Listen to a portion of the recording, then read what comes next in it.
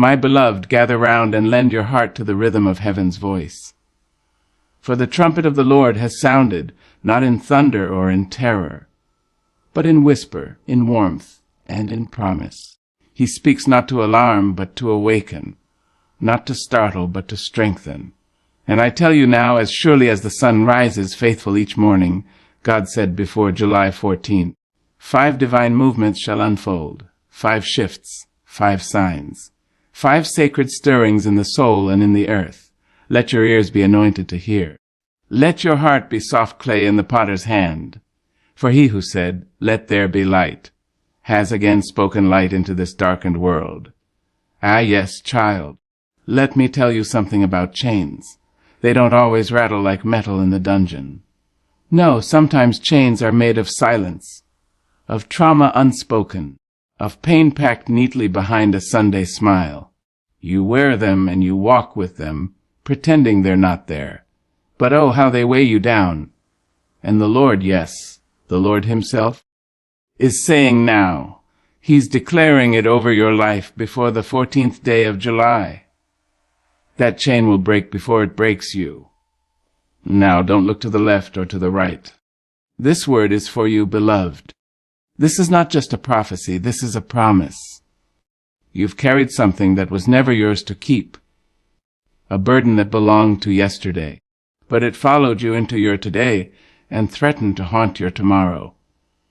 And yet, like the trees that bend in the wind but do not break, you have endured. Oh, how you have endured! But endurance is not all God has for you. There comes a time in every soul's journey when enough is enough, when the heavens themselves lean low to earth and whisper, "No more." And child, you've reached that moment. The chain may have wrapped itself around your lineage, your mind, your body, but it is no match for the God who unwrapped grave clothes from Lazarus and called him forth. Do you hear me? He is the God of the breakthrough, the God of the bursting forth. And when he breaks something, it's not in pieces. Oh no, it's to set you free. And freedom doesn't ask permission from fear. Freedom doesn't knock quietly. It kicks down doors. It pulls down strongholds. It comes with trumpets of triumph and the hush of peace all at once.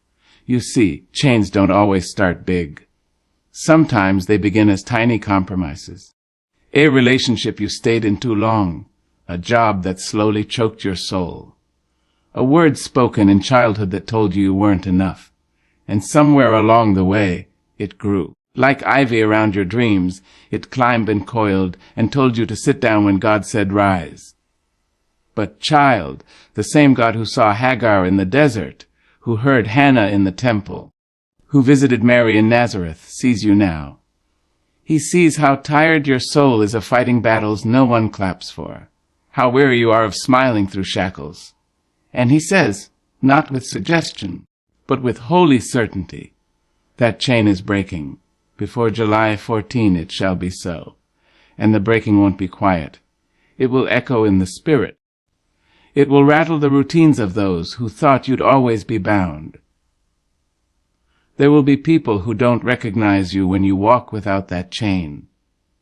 They were so used to your limp, they won't know what to do when you begin to dance. But dance you will. See, when God breaks a chain, he also anoints the place it bruised. That scar on your heart, it becomes sacred ground. That tear-stained pillow becomes your altar of praise. For what once held you becomes your testimony. And when you speak, you won't speak as the wounded. You'll speak as the healed, as the whole, as the one who walked through the fire and didn't even smell like smoke. I know some of you have tried to break it yourself. Through logic, through therapy, through running, through numbing. But child, there are some chains so deep, only heaven has the key. And now the angels have been dispatched. Oh yes, they're on assignment. Warring in the unseen realm, loosening what was tight, unlocking what was closed. For the time has come. You won't beg for freedom this time. You'll breathe it. You won't plead for deliverance. You'll walk in it. And you won't just be free. You'll be a freedom bearer for others. because that's how God works. He doesn't just set you loose, he sends you out. And your story, your breakthrough, will be the very tool he uses to break the next person's chain. So don't be surprised when you feel something shift soon. A burden lifting. A cry rising in your spirit without reason. That's the chain breaking. That's the weight lifting. That's the first breath of liberation rising from your soul. And I don't want you to doubt it. Don't second guess the move of God. Don't try to reason away the miracle. Don't downplay the divine. Say it with me now. I am not my chains. I am not my wounds. I am not what hurt me. I am what God is healing. Oh, yes, you are. So rise, beautiful one. Dust off your heart. Unwrap your dreams. Stretch your arms wide and declare your freedom. Because the heavens have spoken. The chain is breaking, not by your might nor by your tears, but by the Spirit of the living God. And before July 14, you'll know. You'll feel it. You'll live it. And when you do, don't whisper it. Testify. Speak it boldly.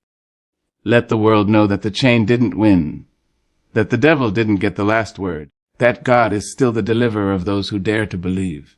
You, beloved, are walking out of this. No shackles on your ankles. No guilt in your chest. No shame on your name. Just glory. Just grace. Just freedom. And that, sweet soul, is what God said. There is something sacred about a letter, about words placed carefully on a page, sealed and sent, bearing news that can shift the weight of your whole world. Now imagine, child, a letter not typed by human hands, but drafted by the divine, inked by the eternal, whispered into existence in a place far beyond earthly reach. Yes, God is writing something for you. Not in pencil, not in fading ink, but in the everlasting language of heaven. And before July 14, that letter shall arrive. You see, while you were down on your knees, God was up making arrangements. While you felt forgotten, he was busy writing your name in conversations you didn't even know were happening. While you sat in silence, wondering if all your effort was invisible, God was preparing your reveal. Oh, don't you know, my sweet soul, that heaven keeps records, that every silent act of kindness, every sacrifice that went unseen by man was witnessed by angels. Every time you gave your last, every time you forgave when it would have been easier to hate, every time you stayed when you had every right to walk away, it was all noted, and the God who sees in secret is now preparing to reward in public. This letter, it may not come in an envelope, it may not even be paper, but it will be divine confirmation, an open door, a phone call, a release, a reconciliation. A moment so perfectly timed you'll know without a shadow of a doubt. It wasn't man, it was God. And isn't it just like God to show up when you've nearly given up hope, to send the very thing you stopped asking for, because it hurt too much to keep asking? He doesn't just restore what was lost. He exceeds what was imagined. There is a letter being written with your name in the header. And child, your name is spelled in bold. It ain't written in the margins. It ain't scribbled hastily at the end. It's front and center. And it reads, to the one who endured, to the one who believed when it didn't make sense, to the one who loved through loss and praised through pain. That's you. Yes, God is the author, and he is also the deliverer. There is no delay in heaven. The letter will arrive right on time, your time. Not too soon that you'd miss its meaning. Not too late that your heart would grow cold. Right when your soul is ready to receive it. You may ask, but Lord, what's in this letter? But child, it holds the breaking of the drought. It carries the unlocking of a promise you buried years ago. It tells you that the no you heard last year is turning into a yes this year. It declares that the rejection was redirection, and now the path has cleared. It may be the job offer you stopped applying for, the opportunity that circles back around, the person who writes, I was wrong. It may be a medical report with good news. It may be the approval you've waited on for years. But whatever it is, it will be unmistakable. And let me tell you, beloved, this letter is not only for your elevation, it is for your validation. The people who doubted you, the ones who mocked your faith, the ones who said your obedience was a waste of time, they will see. Not for the sake of pride, but so that God's glory shines in full view. You didn't fight for fame. You weren't chasing applause. You were just trying to survive. And now heaven says, because you humbled yourself, I will lift you up. Think of Ruth, how she gleaned in the fields with no idea that Boaz was watching. Think of Esther, orphaned and overlooked, until her name was called into the palace. Think of David, left in the pasture while others were paraded before the prophet, and then, suddenly, his name was called. His letter arrived, his moment was made, and so it shall be with you. There are boardrooms you haven't seen, where your name is being brought up. There are conversations among strangers where someone says, there's something special about her. There's something strong in him. And they're not lying, child. They're sensing the glory on your life, the favor you've carried through the fire. Don't you shrink when your name is spoken in greatness. Don't you stammer when the doors swing open. You've been forged in secret for such a time as this. And now the letter comes. Let your posture shift. Walk like someone who is expecting good news. Speak like someone whose time has come. Praise as if the answer has already landed in your hands, because in the Spirit it has. The winds are changing. The atmosphere is different. Your name has been placed on the altar of divine remembrance. And before July 14, you will know what it means to be chosen again, seen again, loved again, called again. And when the letter arrives, when the blessing touches your hands, don't forget to lift your eyes and say, thank you, Lord. I see you. I trust you. I receive it all. This ain't luck, child. It's alignment. This ain't random. It's ordained. The letter was always coming. You just had to stay long enough to hear it hit the door. So be ready. Open your heart. Your name is on the page, and God is writing still. There is a hush coming to your storm, beloved. A silence that does not speak of absence, but of authority. Yes, there is a holy hush about to settle over your battlefield. You've fought long and hard, cried until the tears dried up, shouted until your voice gave, but now God says, peace, be still. And this time, child, the enemy will retreat without a fight. You've grown familiar with resistance. You've braced yourself every morning, shoulders tense and soul on guard, expecting the next blow. Trouble became predictable. Pain became part of your rhythm. And every time a little peace tried to creep in, chaos knocked louder. You were made to believe that struggle was your portion, that warfare was your identity. But God never intended for you to live in battle posture forever. War has its season, but peace is your inheritance. The enemy has played a long game, convincing you that your only way forward is through constant defense. That if you're not fighting, you're falling. That if you're not struggling, you're slipping. But let me tell you, beloved, there is another way. The way of the Lord is not just strength in war, but stillness in victory.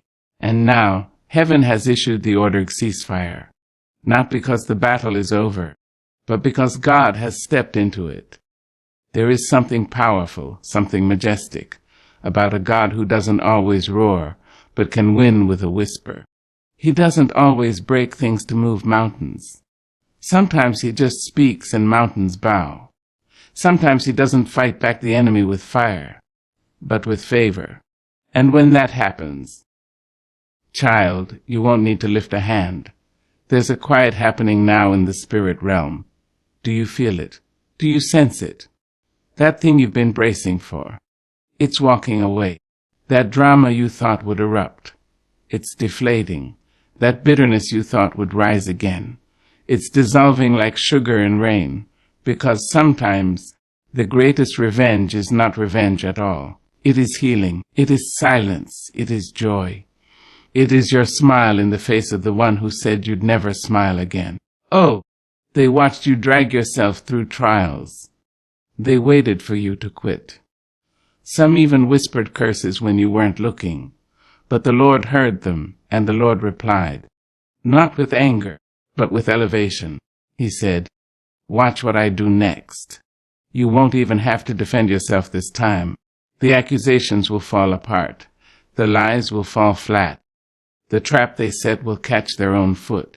And you will stand not in vengeance, but in vindication. The enemy will retreat, not because you roared, but because God stood beside you. That's the part that will confuse people.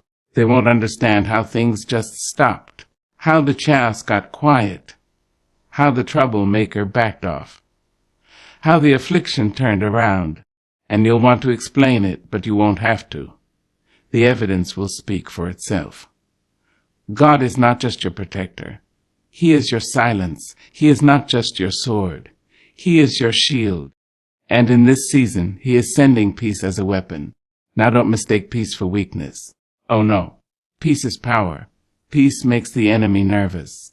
Peace is a declaration that says, you can rage, but I won't respond. You can push, but I will not fall. You are entering a stretch of holy silence, not the kind that ignores problems, but the kind that proves you've handed it over to God. And once it's in His hands, beloved, it is finished. It is handled. It is sealed. Do you remember when Jesus was accused? He didn't clap back. He didn't defend Himself. He stood in silence and let heaven do the talking, because some things don't require your voice. They require your stillness. And now, that same Spirit is upon you. Let them talk. Let them plot. Let them wonder, because the enemy is about to retreat in confusion. You won't have to lift a finger, and yet the battle will fall in your favor. Now, I know it feels strange to not fight shout, to not do something. But don't confuse stillness for passivity. You are not being passive. You are being positioned. Positioned to see the glory of God settle like dew on your situation. You are not backing down. You are stepping aside to let God move. And oh, how He will move. He will go before you in ways unseen. He will stir hearts in your favor. He will shut mouths meant to harm you. He will scatter confusion into the enemy's camp, and you will watch in awe and holy wonder as everything that came to destroy you just disappears. Before July 14, you will witness the enemy walking away. And when they go, don't chase after the conflict. Let it leave. Don't ask why they stopped calling. Don't question why the drama died. Let it go. That's not abandonment. That's deliverance. Child, you are not meant to stay in survival mode. You are meant to thrive. You are not a soldier alone. You are a child of the Most High. And when your Father steps in, even hell trembles. So breathe deep. Loosen your grip. Relax your shoulders. Rest your heart. Your enemies are retreating, not because you fought harder, but because God stood taller. Let peace march into your life like an army. Let stillness carry the weight that once crushed you. Let joy return to your face like sunlight through the clouds. It is happening. Not in chaos, but in calm. Not in fire, but in favor. Not in shouts, but in stillness. And when it happens, give God the glory, not just for what He fought off, but for what He did quietly, gently, and powerfully. Because sometimes the most dangerous thing to darkness is a light that doesn't flinch. There is a sound coming, beloved, a sound of hinges turning and heavy doors swinging wide open. Not the doors of man, but the doors of heaven. And they do not creak with resistance. Oh no, they move with authority. Before July 14, a divine door of financial breakthrough is going to open in your life. Not for your pride, not for your show, but to prove God never forgets a seed sown in faith. Now listen closely, because this is no ordinary word. This ain't about lottery tickets or wishful thinking. This is about covenant. This is about a holy return on what you gave when it hurt, when it didn't make sense, when it was your last. This is about the faith of the widow who gave 2 copper coins, not to be noticed, but because her heart belonged to the one who gives breath and bread. And child, God noticed. You may have thought your giving went unnoticed. Maybe you didn't sow the largest, but you sowed the deepest. Your sacrifice didn't echo in the hallways of men, but it rang out in the courts of heaven. It was not the amount. It was the faith behind it. That moment you gave instead of hoarding. That time you shared while you yourself were hungry. That offering wrapped in tears and tied with trust. Heaven saw it all, and now a shift is coming. A reversal, a holy reversal. Where you were once the borrower, you shall be the lender. Where you once had to ask, you shall now have enough to answer others. Where you once looked at your bank account with dread, you will now look with wonder, asking, Lord, how did you do this? Because that's the thing about a divine financial door. It doesn't open like the world's doors. It opens in ways no man can explain. Unexpected refunds, unexplainable opportunities, debts forgiven, back pay released, ideas funded, resources showing up through sources you never imagined. Oh yes, child. It's not coming from where you expect. It's coming from where God has already prepared. See, some of you have been faithful on the floor, serving others, working hard, doing right, saying, Lord, I'll give even though it stretches me. And now, God says, because you gave in the valley, I'm blessing you on the mountain. And don't you dare apologize for it. Don't shrink when the blessing comes.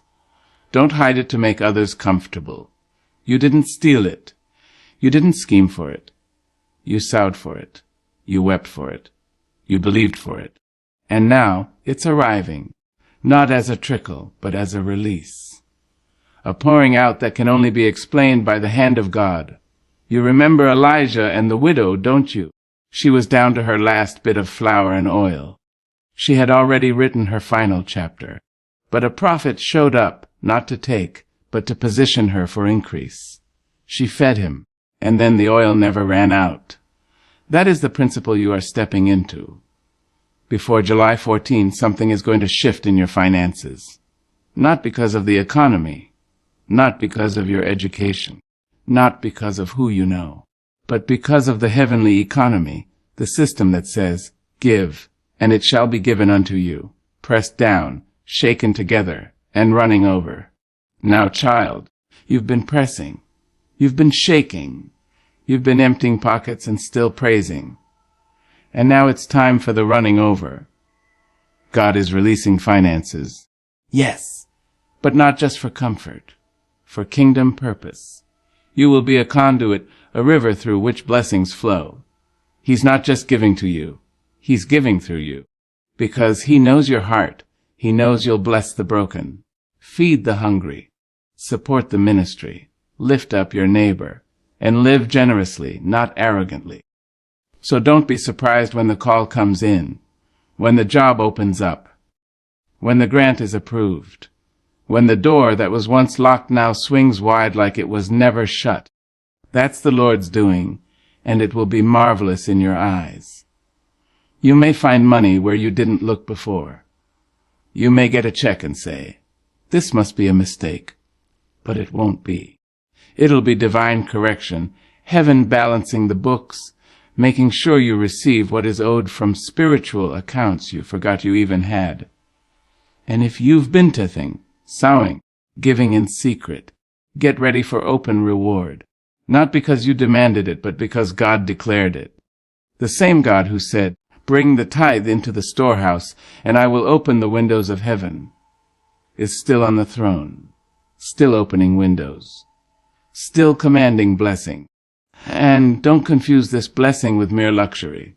No, this blessing comes with wisdom, with stewardship, with clarity. You won't just gain, you'll grow. You won't just prosper, you'll be positioned to prosper others. There will be moments where people will ask, how did you get this? How did this happen so fast? And you'll smile gently and say, this was God. This was the harvest of a seed no one else saw me sow. And when that door opens, because it will, You walk through it humbly. You walk through it joyfully. You walk through it ready to bless, ready to build, and ready to become who God called you to be when you had nothing but a word and a prayer.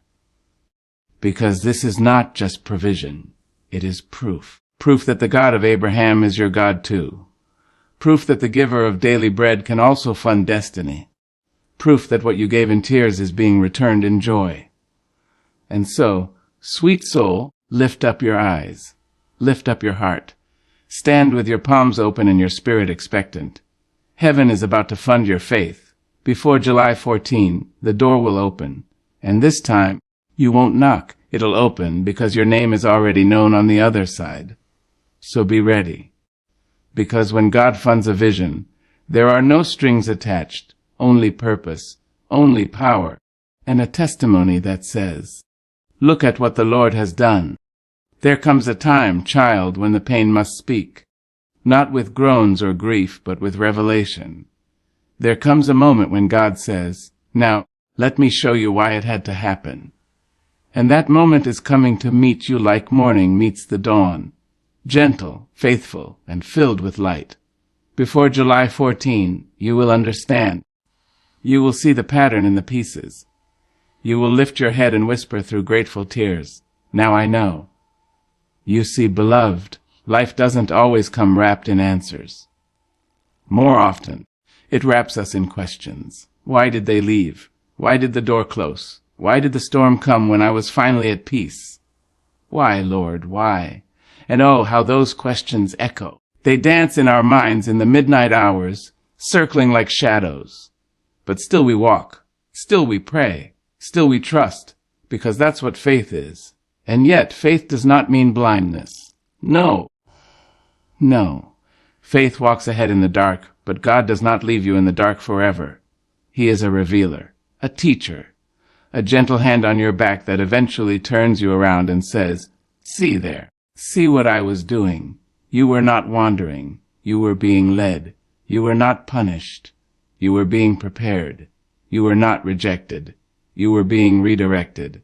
God's ways are higher, and His thoughts deeper than our own. And sometimes He has to take us through the valley so we can appreciate the view from the mountain. You cried, yes. You doubted, yes. But you didn't quit. And now, because of your endurance, you will be given insight. Not just a blessing, but a divine understanding. And child, understanding is a kind of healing too. You will see why you had to be alone for a season. Why some friendships faded, not because of fault, but because of formation. God was forming something in you that required stillness, solitude. He was cutting away distractions so that you could hear Him clearly. You will understand why the job didn't work out, why the deal fell through, why the love you poured into someone never came back the same. It was protection, a merciful delay, because if God had let you settle there, you would have missed what was next. There's a rhythm to life, a holy rhythm that doesn't always make sense in real time. But now you are coming into a season of sense, a season where God ties the thread, not just around the pain, but through it, sewing beauty into the very parts of your story that once brought you shame. You thought you were buried, but you were being planted. You thought it was over, but it was the beginning. You thought the silence was abandonment, but it was heaven holding its breath until the right time. And now that time has come.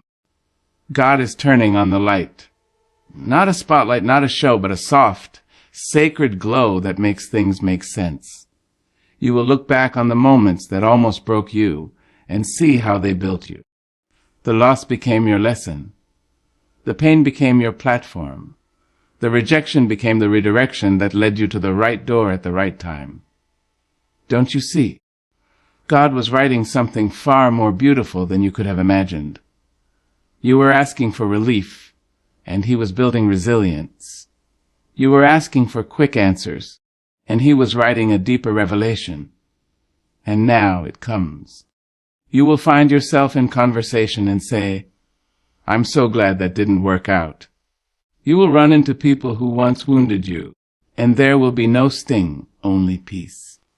You will walk in rooms you once feared, and you'll feel like you belong, because you've healed, you've grown, and now you understand that the pain wasn't wasted, it was sacred. Let me say this, child, there is purpose in every tear. You didn't cry in vain. Those nights when you clutched your chest and asked God to just help you make it through.